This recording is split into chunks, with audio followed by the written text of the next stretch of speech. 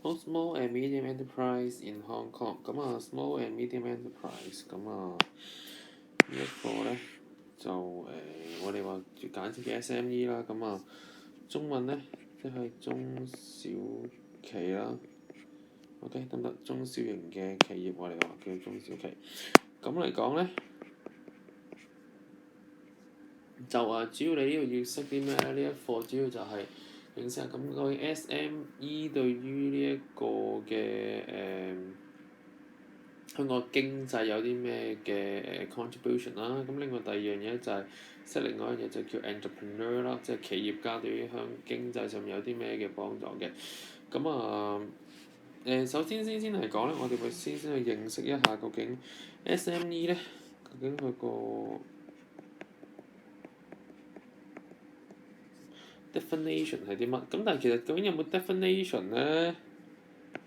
咁可以話俾大家聽咧，其實就冇一個 unified 嘅 definition 嘅。咁至於你問我，喂，咁樣隔離有呢一個咁嘅定義出嚟，其實呢個咧就係由香港呢個嘅 Hong Kong 嘅 definition 嚟。咁啊 from 呢一個嘅工業貿易處嗰邊就整出嚟 Hong Kong Trade 呢一個嗰邊出嚟嘅。咁咧就我哋話 from Hong Kong 呢個嘅政府加份文啦，咁咪定咗一個咁嘅定義啦。OK 得唔得？咁咧就我哋話咧，主要個定義嚟講，呢個就係香港嘅定義。咁但係你話有冇一個喺世界通行嘅定義咧？就冇嘅，因為佢哋個不同國家都有啲唔同嘅定義方式。有冇啦？主要嚟講，第一個咧就係話睇翻如果你係一個 manufacturing 嘅企業嘅話咧，即係一個 manufacturing enterprise，即係一個工業啦，我哋話製造業啦。咁如果你係有100個 employees 以內嘅話咧，OK， 100 employees 之內啦，就係 within 啦，我哋話。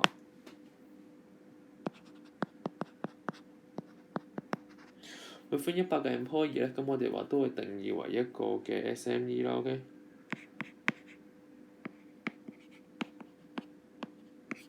得唔得？好啦，咁然之後你 non-manufacturing 即通常有啲 service firm 啦，咁我哋話咧就係都係 within 有50個嘅employees 嘅咧，咁你都係為之定義為呢一個 SME 得唔得？咁所以咧喺香港嚟講，主要你個定義就係話如果製造業咁100個以內嘅，咁我哋就話係一個 SME。咁而呢個 non-manufacturing enterprise 即係 service 嘅 enterprise 嘅話咧，咁就50個之內咁就會係啦。咁你會問，咦？咁 SME 香港點解會特別要提講 SME 啊？咁最主要個原因咧就因為香港嚟講，暫時咧就根據政府嘅統計，咁大概就有32.1萬間嘅中小企啦。OK 喺香港。咁你會問，喂，咁32.1萬間，咁其實究竟多定係少咧？咁好啦，呢個就係一個好問題。咁多定少咧？數字就反映到，因為我哋要做 comparison 噶嘛，係咪？要比較。咁所以咧，你睇一睇下一版咧，咁你就會見到啦。SME 嚟講咧，其實喺香港咧，我哋話咧個 business unit 係差唔多接近有98% of the total business unit。咁即係話98% 咧，其實喺香港嚟講咧，我哋話咧就係一個嘅 SME，即係啲中小。咁剩翻嗰2% 咧，其實即係先係啲 MNC 嚟嘅。OK，咁喂咩叫 MNC 啊？有 SME、MNC。SME 你知啦，中小企。咁 MNC 咧，其實就係啲 multinational corporation，即係話啲大型嘅企業。OK，得唔得？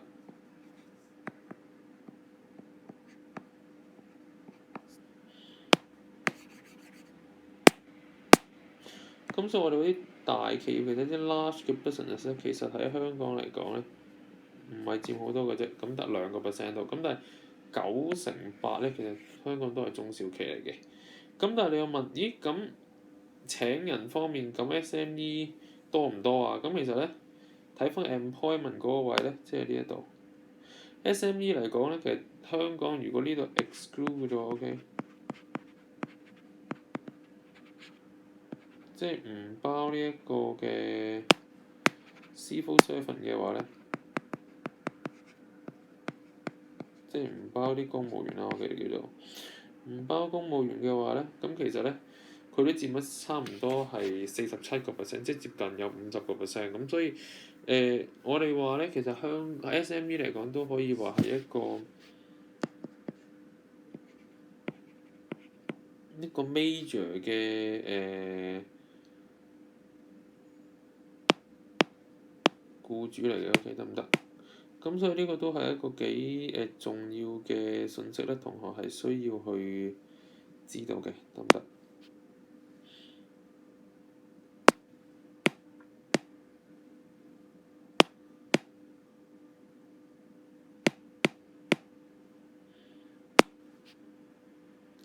咁好啦，我哋話一個 major，又寫錯字。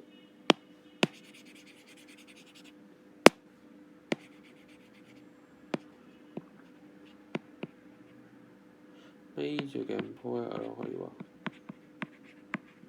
咁我點解要知呢一啲嘅資料咧？因為通常我嚟講咧，喺 MC 咧都幾常去問到呢一啲嘅資料嘅，OK 得唔得？咁即係同學咧都需要去知一知啦。咁好啦，咁另外啦，manufacturing 嚟講咧，我哋話如果齋講企業嚟講，咁其實就佔98.8%咧，香港嚟講都係中小企嚟嘅。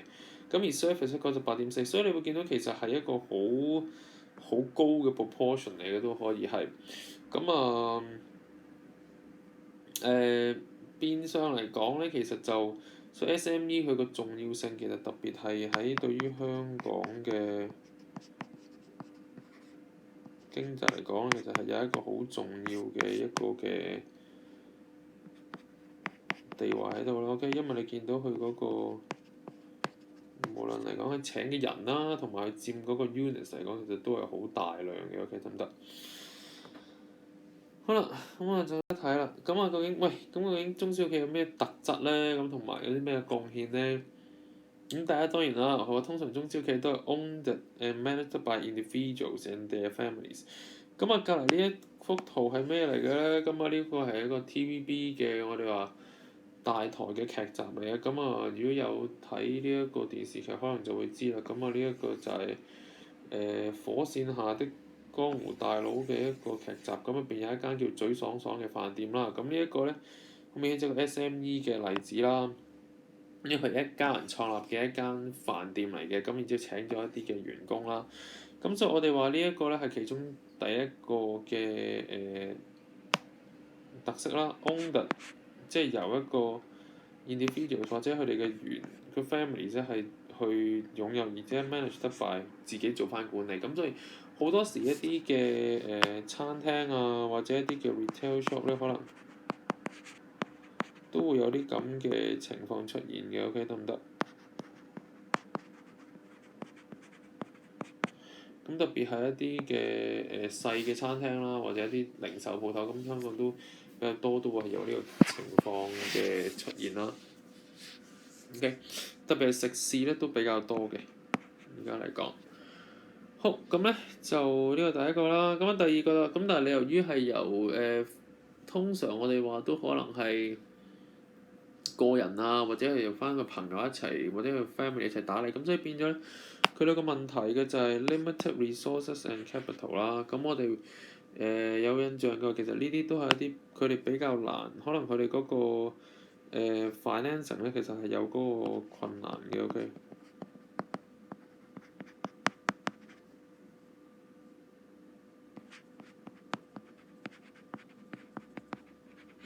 因為個 finance 嗰個 source of financing 咧，其實都係比較少嘅。OK。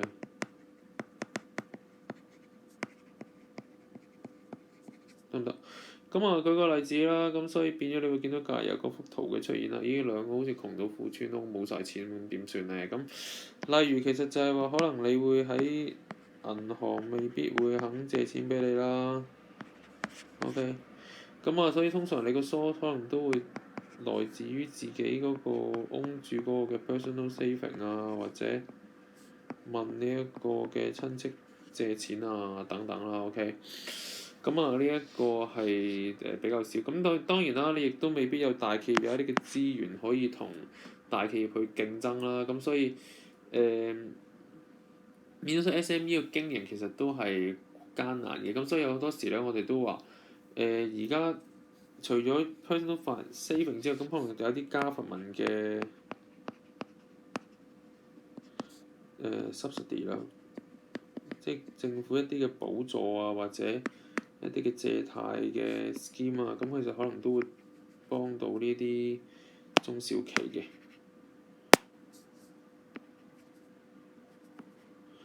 好啦，咁我仲有之後到個 local operation，咁我哋主要話中小企其實主要啦都會係做翻本地嘅一啲嘅生意啦，咁可能特別係講翻上面 restaurants 啊或者 retail shop 都係做翻本地。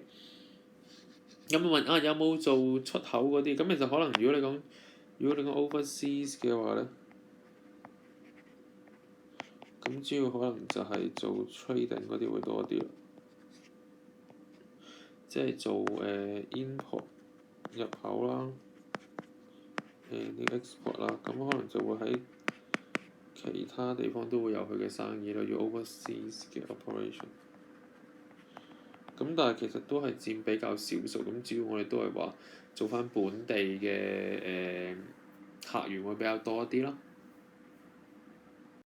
中小企有啲咩嘅重要性啊？呢個我哋係最需要強調嘅個重要性對於香港嚟講。頭先你又話啊，佢一個最大嘅基本上可以話係香港最大嘅一個 employer 咯，OK。即係如果唔計政府，咁你即歸納 SME 嚟講啦，當然講緊。喂，咁究竟點去？咁第一當然變咗就係第一個啦，provide jobs 啦，咁令到啲人有嘢做啦，咁你會話啊，我有個 jobs 嘅 opportunities 啦，係咪？咁提供俾個 public 去有 jobs opportunities 啦，請人。第二個就令到啲人唔使 unemployed 啦，係嘛？咁啊，呢個第一個好緊要啦。咁都係令到啲人可以 maintain 嗰個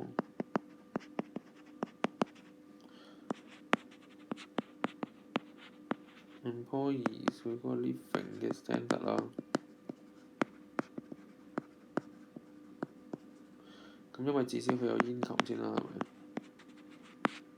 ？OK，好啦，咁啊呢個講咗，第二個就喂，咁當然佢有 specialised 嘅 goods and service 啦，咁呢個亦都係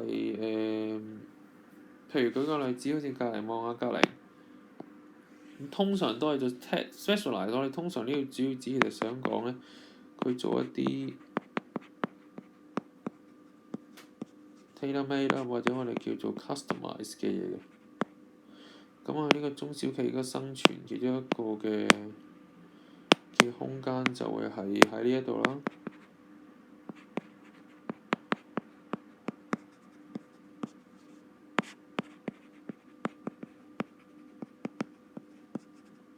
即係我哋中文譯做客製啦，或者度身訂造嘅一啲嘢。咁啊，呢個係佢嘅一個生存空間啦。咁雖然個 market 係比較 narrow 嘅，但係問題係佢可以從中都可以獲到即係做有一個生存嘅空間啦。咁所以望翻隔離，譬如隔離佢係做一個裁縫啦，咁啊 tailor 即係幫人做衫啦。隔離咧就係做鞋嘅，咁所以有冇見到呢一個係佢哋一個嘅生存嘅一個方式嚟嘅，即係 focus on 個 narrow market 得唔得？好啦，咁啊第三樣嘢就 introduce 新嘅 products 或者 service 啦，咁我諗係個新嗰樣嘢，咁即係話佢哋有一啲諗啲新嘅想法啦，係啲大公司會未必去做嘅，咁開一個嘅新嘅 idea，咁譬如話特別係可能你講緊一啲嘅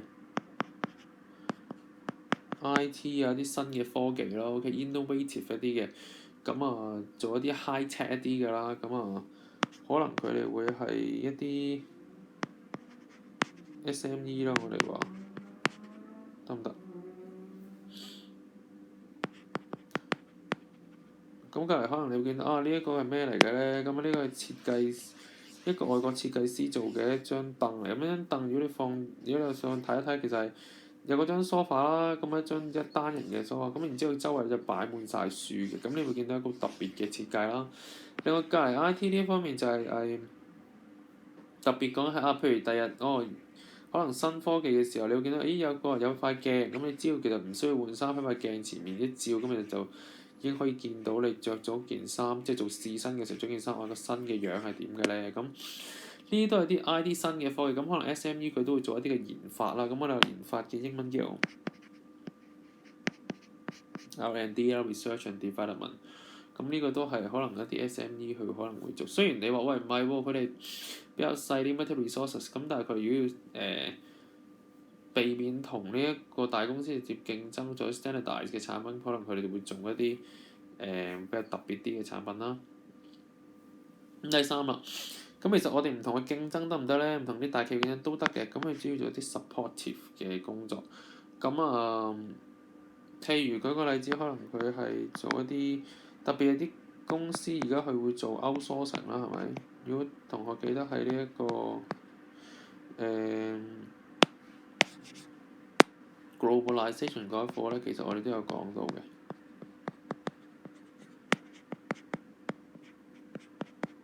做一啲外判嘅工作啦。咁大公司會將佢哋嗰啲嘅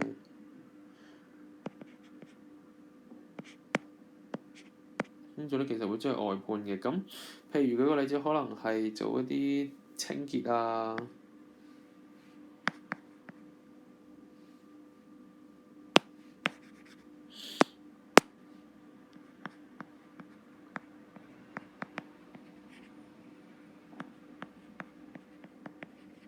咁又或者有其他啲嘅服務嘅時候，咁我哋都會可能或者都會揾翻啲外邊嘅公司幫你做啦。咁變咗咧，其實喺 SME 咧都可以生存得到嘅。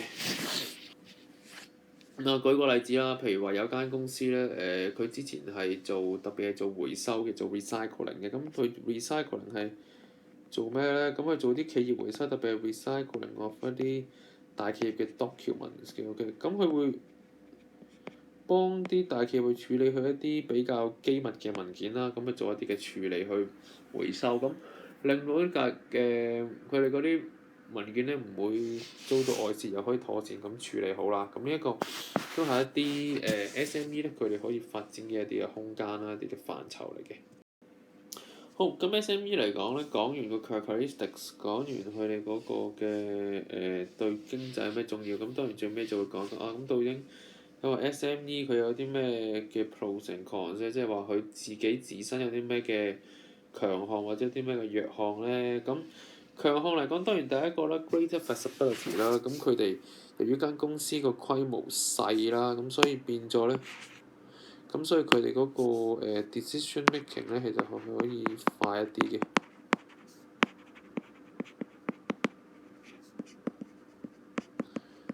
咁咧就可以 response to 嗰個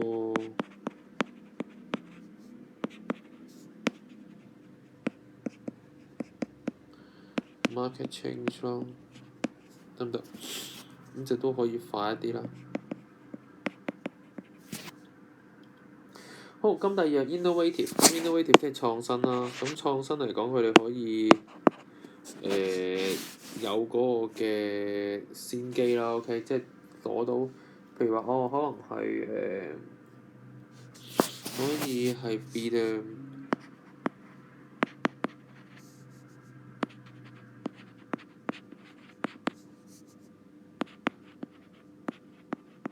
即係做個 market 嘅 leader 啦。OK，得唔得？咁可以 capture 到嗰個 trend 啦。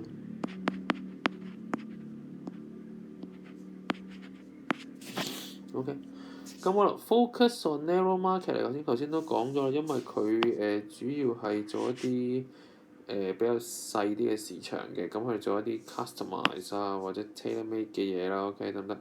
咁就我諗可以話 avoid 咗嗰個 direct competition 啦。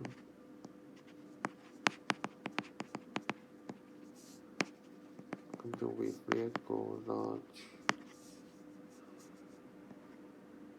company。OK，咁啊第三就 direct impact of management，咁我哋話佢主要係做直接管理啦。OK，咁所以頭先同上面個第一個 point 都講咗，咁佢哋嗰個決策會快啲啦，係咪？咁同一時間佢哋就可以冇咁繁複啦，我哋話啲嘢，咁啊所以比較個 efficiency 就會高啲啦。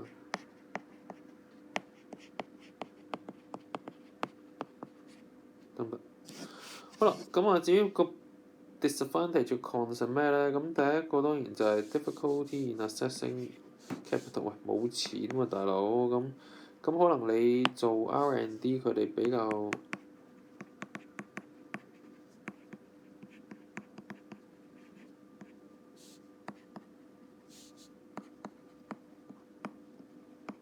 唔係好夠資金啦，OK 得唔得？咁所以好多時而家其實有一啲嘅企業佢哋可能都會有一啲嘅公司啦，或者我哋話啲叫做天使基金啊，或者創投嘅基金啦，咁佢哋都會去揾一啲有潛質嘅 SME 去注資入去。咁其實Facebook 都未發大之前，即係未壯大之前，其實都有一啲嘅公司睇中咗佢哋嘅潛力。咁啊，李嘉誠先生都係其中一個啦，今日都注資咗落去嘅。咁所以變咗咧，呢啲都係一啲我哋話有機會會發圍嘅地方啦。咁但係當然，因為啲前期未受到人哋注目嘅時候，佢哋都係會好難去攞到個資金去營運嘅。OK，得唔得？好 high labour turnover，咁啊一樣啦。你哋個員工嗰個嘅流失率都係會比較高嘅。咁因為你未必可以俾到啲大企業俾到嘅一啲福利俾佢嗰個人才啦，咁所以其實佢哋嗰個特別係一啲人係好難去，冇因為好難去 retain 啦，我哋話。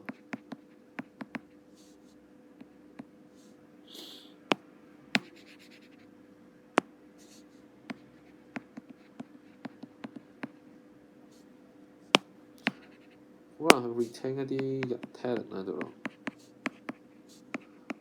，retain 即係保留咯，OK。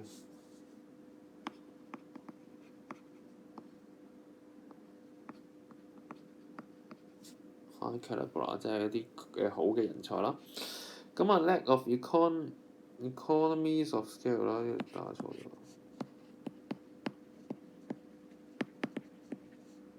即係話冇一個規模經濟，咁因為佢係嗰個成本會比較高一啲啦，因為佢嗰個量做得唔係咁多啦，得唔得？咁所以佢都會變相嚟講，令到嗰個 average cost 咧，相對地嚟講會高一啲啦。OK。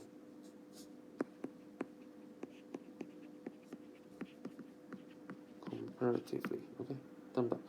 咁我到最尾啦 poor 嘅competitive position，咁因為你難如果你要直接同呢一個大企業競爭嘅話咧，咁其實佢哋嗰個嘅